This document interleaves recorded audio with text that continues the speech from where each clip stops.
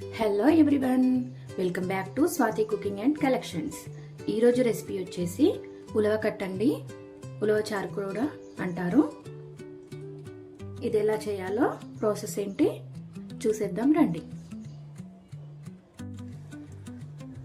దీనికోసం ముందుగా ఒక మిక్సీ జార్లో 2 స్పూన్ల వరకు ధనియాలు, ఒక ½ టీ స్పూన్ జీలకర్ర, అలాగే ఒక 10 నుంచి 15 మిరియాలు, ఒక 5-6 ఎండుమిర్చి, వీటిని మెత్తగా గ్రైండ్ చేసి తీసుకుందామండి. ఈ విధంగా మిక్సీ పట్టుకున్నాం కదా, ఇందులోనే ఒక 6-7 వెల్లుల్లి రెబ్బల్ని కూడా బరకగా గ్రైండ్ చేసుకుందాము. చూసారు కదండి, ఉలవ చారులోకి మసాలా రెడీ అయినట్టే. అయితే ఇక్కడ నేను ఉలవల్ని నైట్ అంతా నానబెట్టుకొని మిక్సీ పట్టుకొని తీసుకున్నాను. అయితే ఇక్కడ ఉలవల్ని నైట్ అంతా నానబెట్టుకొని కుక్కర్లో ఒక 6 విజిల్స్ వచ్చే వరకు ఉడికించుకున్నానండి. ఇప్పుడు వీటిని వాటర్ సపరేట్ చేసి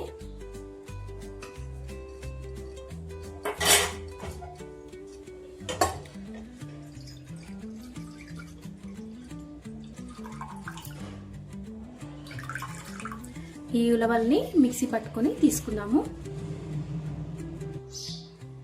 ఈ విధంగా మిక్సీ పట్టి తీసుకున్నాం కదా, ఇందులోనే ముందుగా నానబెట్టిన చింతపండు వేసుకున్నాము. ఇప్పుడు దీన్ని కూడా మిక్సీ పట్టి తీసుకుందాము. ఈ విధంగా మెత్తని పేస్ట్ లాగా చేసుకున్నాం కదా, ఇప్పుడు ముందుగా తీసి పెట్టుకున్న వాటర్లోకి ఈ మిక్చర్ అంతా వేసుకున్నాము.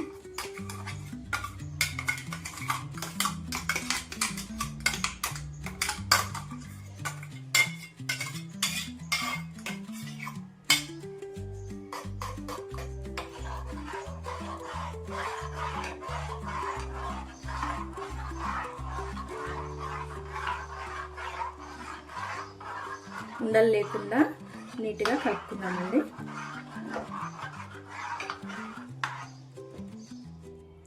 ఇప్పుడు ఇది పక్కన పెట్టుకుందాము. స్టవ్ వెలిగించుకొని ఒక గిన్నె పెట్టుకుందామండి. ప్యాన్ వేడెక్కింది.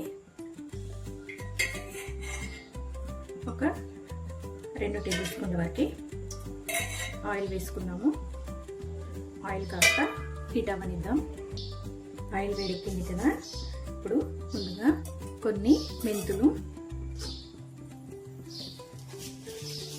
ఒక ½ టీ స్పూన్ జీలకర్ర, కొద్దిగా ఆవాలు,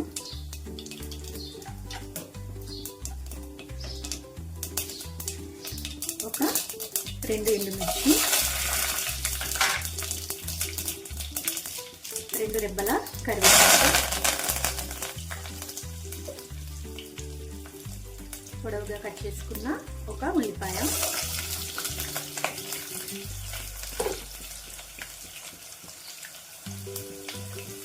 ఒకసారి వీటన్నిటిని కలుపుకున్నాము.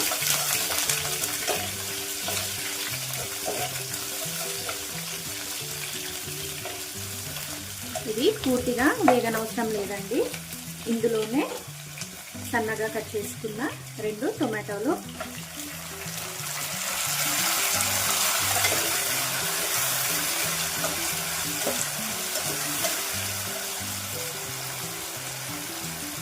సిమ్లో పెట్టుకొని ఒక 5 నిమిషాలు మగ్గనిద్దాము. ఒకసారి మూత తీసి చూసుకుందాము. ఇది కాస్త మగ్గుతున్నప్పుడు కొద్దిగా పసుపు,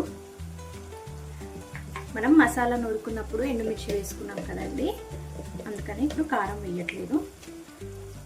చారుకి సరిపడా సాల్ట్,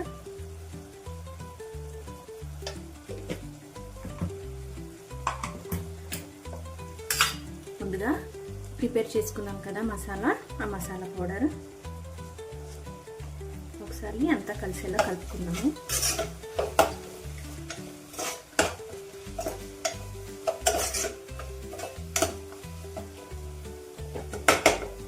టొమాటోస్ సాఫ్ట్గా అయ్యే వరకు ఉడికించుకున్నాము. ఒకసారి చూసుకుందాము.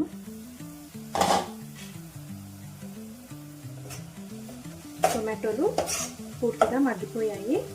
ఇప్పుడు ముందుగా తీసి పెట్టుకున్న ఉలవచారు వేసేసుకుందాం.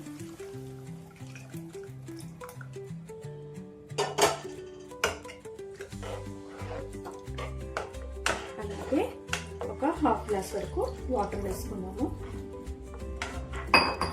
సిమ్లో పెట్టుకొని ఒక 15 నిమిషాలు మరగనిద్దాము.